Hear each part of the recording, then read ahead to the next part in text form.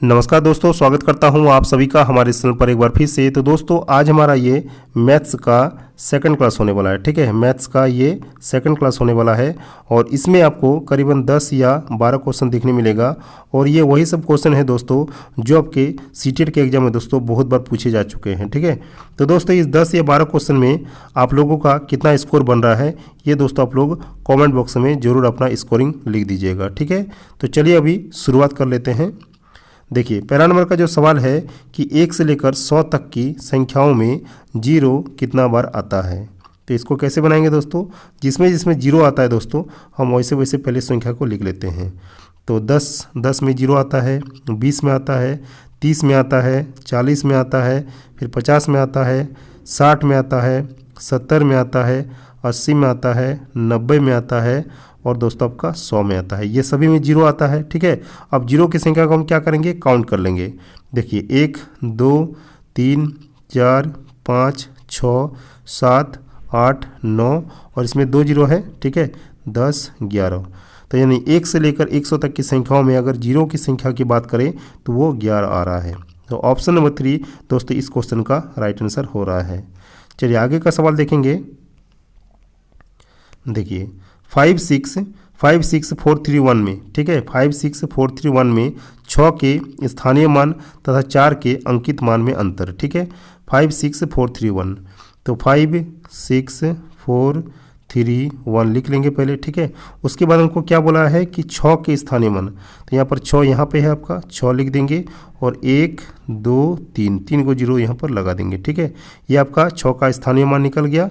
इसके बाद बोला है कि 4 का अंकित मान, तो 4 यहाँ पर कितना को है, एक ही है, तो यहाँ पर 4 खाली दे देंगे। उसके बाद क्या बोला है, अंतर बोला है। अंतर मतलब क्या करेंगे, माइनस कर देंगे। तो यहाँ पर कितना आ जाएगा, 6 आ जाएगा, यहाँ 9 आ जाएगा, यहाँ भी 9 और यहाँ पर आपका 5 आ जाएगा, यानी 5996 इसका आंसर हो जाएगा। ऑप्शन नंबर 3 दोस्तों इस क्वेश्चन का राइट आंसर हो जाएगा। आगे का सवाल हम लोग देखेंगे दोस्तों। देखिए 1 से 30 तक की संख्याओं में अभाज्य संख्या है। ठीक है, 1 से लेकर 30 तक की संख्याओं में कितना अभाज्य संख्या होता है, चलिए देख लेते हैं। तो दोस्तों अभाज्य संख्या जो होता है वो 2 से शुरू होता है, 2 होता है, फिर 3 होता है, फिर आपका 5, ठीक है, फिर आपका 7, फिर आपका आएगा आपका 11 आएगा। ठीक है, उसके बाद आएगा 13, उसके बाद आएगा दोस्तों आपका 17, फिर आता है आपका 19, फिर आपका आता है 23, फिर आपका आता है दोस्तों 29। ठीक है, इतने ही आएगा। ठीक है, इसके बाद तो आपका 31 आएगा, लेकिन हमको खाली 30 तक पूछा है। देख लीजिए अब कितना है, 1 हो गया, फिर 2 हो गया, फिर 3 4 5 6 7 8 9 10। ठीक है, तो 1 से लेकर 30 तक की अभाज्य संख्याओं में अगर बात करें दोस्तों तो आपका अभाज्य संख्या कितना आ रहा है, 10 आ रहा है। ठीक है, तो ऑप्शन नंबर 1 इस क्वेश्चन का राइट आंसर हो जाएगा। आगे का सवाल हम लोग देखेंगे दोस्तों। देखिए एक गांव की कुल जनसंख्या कितना है, 78692 यानी 78,692 है। इनमें से इतना पुरुष है और इतना दोस्तों महिलाएं हैं, तो शेष बच्चे हैं, तो बच्चों की संख्या कितना है।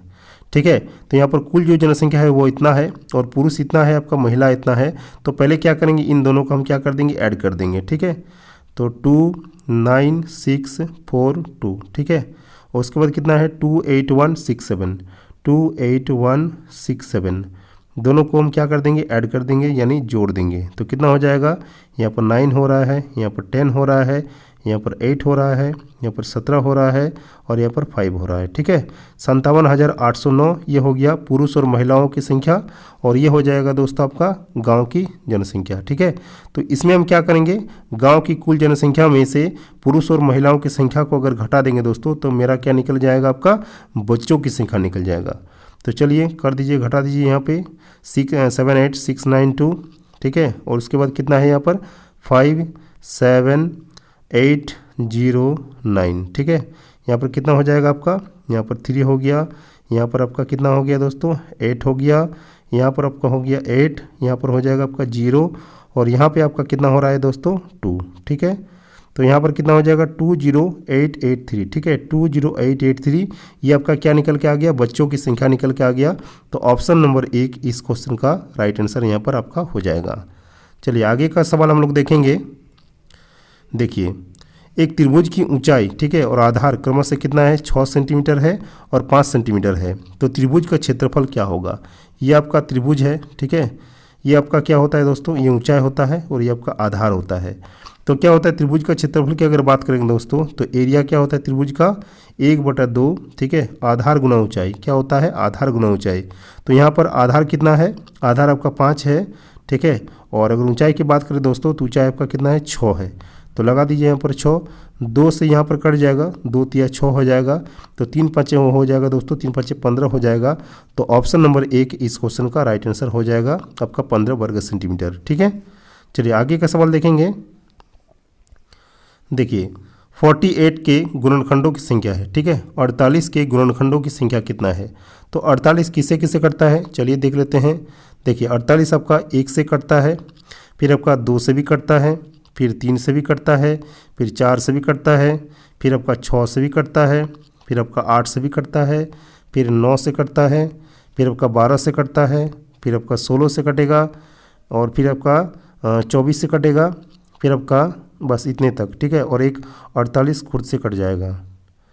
तो देखिए आप काउंट कर लीजिए, यहाँ पर 1 2 3 4 5 6 7 8 9 10 11, ठीक है, यहाँ पर कितना हो रहा है, 11 को हो रहा है, लेकिन यहाँ पर हमको ऑप्शन में नहीं शो कर रहा है यहाँ पे। एक बार फिर से देख लेते हैं दोस्तों, ठीक है, 1 से कट रहा है, 2 से, फिर 3 से, फिर 4 से, फिर हो गया 6 से, फिर हो गया 8 से, 9 से यहाँ पर नहीं कटता है दोस्तों, 9 से 48 नहीं कटता है, ठीक है, 9 से आपका 48 नहीं कटेगा, तो ये आपका काउंट नहीं होगा, ठीक है। 4 9 36 होता है, 5 9 45 होता है, 48 तो नहीं कट रहा है। तो 1 2 3 4 5 6 7 8 9 10 10 गो हो गया, ठीक है। तो 48 के गुणनखंडों की संख्या कितना हो रहा है आपका, 10। ऑप्शन नंबर 2 इस क्वेश्चन का राइट आंसर यहाँ पर हो जाएगा। चलिए आगे का सवाल देखेंगे। संख्या 50 के सभी गुणनखंडों का योग है, ठीक है, यानी 50 जिससे से कटता है, ठीक है, उसको पहले लिखेंगे, उसके बाद क्या करेंगे, सभी गुणनखंडों का योग कर देंगे। तो 50 किससे कटता है, 1 से कटता है, फिर आपका किससे कटता है, 2 से कटता है, फिर आपका किससे कटता है, 5 से कटता है, फिर आपका किससे कटता है, 10 से कटता है, फिर आपका किससे कटता है, 25 से कटता है, और ये आपका लास्ट है दोस्तों 50, ये 50 से भी कटता है, ठीक है। अब सबको ऐड कर दीजिए, 50 और 25 हो गया 75, 75 और 10 हो गया आपका 85, 85 और 5 हो गया 90, 90 और 3 हो गया दोस्तों आपका 93। तो ऑप्शन नंबर 3 दोस्तों इसका राइट आंसर हो जाएगा यहाँ पे, ठीक है। चलिए आगे बढ़ेंगे। देखिए 2 संख्याएँ 3:4 के अनुपात में है तथा इनका लघुत्तम यानी एलसीएम जो है वो 84 है। इनमें से बड़ी संख्या कौन सी है, ठीक है, बड़ी संख्या पूछा है। तो माना कि 2 संख्याएँ हैं, एक 3, यहाँ पर एक मान लेंगे 3x, ठीक है, और एक मान लेंगे दोस्तों इसका 4x, ठीक है, 2 संख्या हो गया। इन दोनों का अगर लघुत्तम समापवर्त की बात करें यानी एलसीएम की बात करें तो कितना हो जाएगा दोस्तों, 12x, ठीक है, 12x हो गया। और लघुत्तम समापवर्तक आपका दिया हुआ है यानी एलसीएम दिया हुआ है आपका 84, तो लिख दीजिए 84। x का मान यहाँ पर निकल जाएगा आपका 84, ठीक है, 84/12। तो यहाँ से ये कट जाएगा आपका 7 बार से, तो 7 बार में हो गया 84, ठीक है, ये 7 निकल गया आपका x का मान।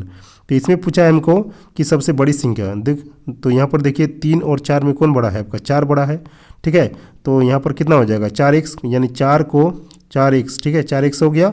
अब 4 को कितना से गुना कर देंगे 4, और x का मान यहाँ पर कितना निकला हुआ है, 7 निकला हुआ है। तो 4 गुना 7 कितना हो गया, 4 7 28 हो गया, ठीक है, 4 7 28, ये बड़ी संख्या हो गया। अगर छोटी संख्या की बात करता था दोस्तों, 3 को हम लोग 7 से गुना कर देते तो 3 7 21, ये इसका ये वाला आंसर हो जाता, ठीक है। तो हमको पूछा है दोस्तों बड़ी संख्या, इसीलिए आपका आंसर जो हो जाएगा वो आपका 28 आंसर हो जाएगा। चलिए आगे क्वेश्चन देखेंगे। 999 के पूर्ववर्ती की परवर्ती संख्या क्या होगी, ठीक है, 999 के पूर्ववर्ती, तो 999 के पूर्ववर्ती यानी पीछे, इसका पीछे कितना हो जाएगा दोस्तों, 998 हो जाएगा, ठीक है, 998 हो गया, ये यहाँ तक होगा, ठीक है। 999 के पूर्ववर्ती यहाँ तक हुआ।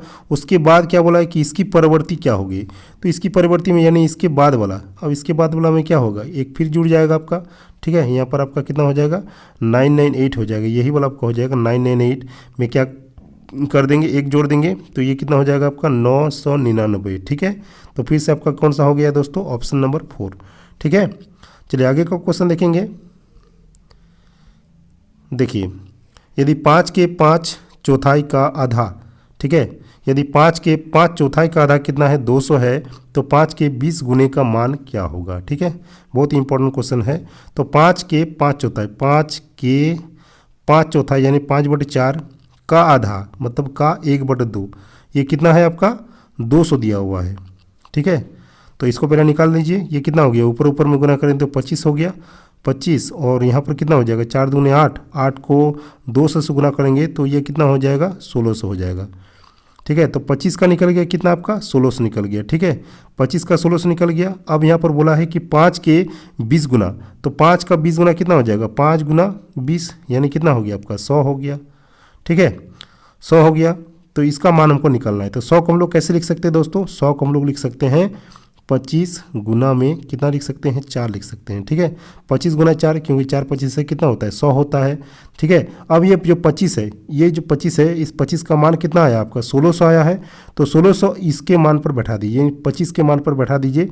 तो 1600 अगर यहाँ पर बैठा देंगे दोस्तों तो यहाँ पर हो जाएगा 1600, और 1600 कितना से गुना है आपका 4 से गुना है, तो 4 से गुना कर देंगे तो 4 16 कितना होता है आपका 6400 होता है। तो ऑप्शन नंबर 1 इस क्वेश्चन का राइट आंसर हो जाएगा।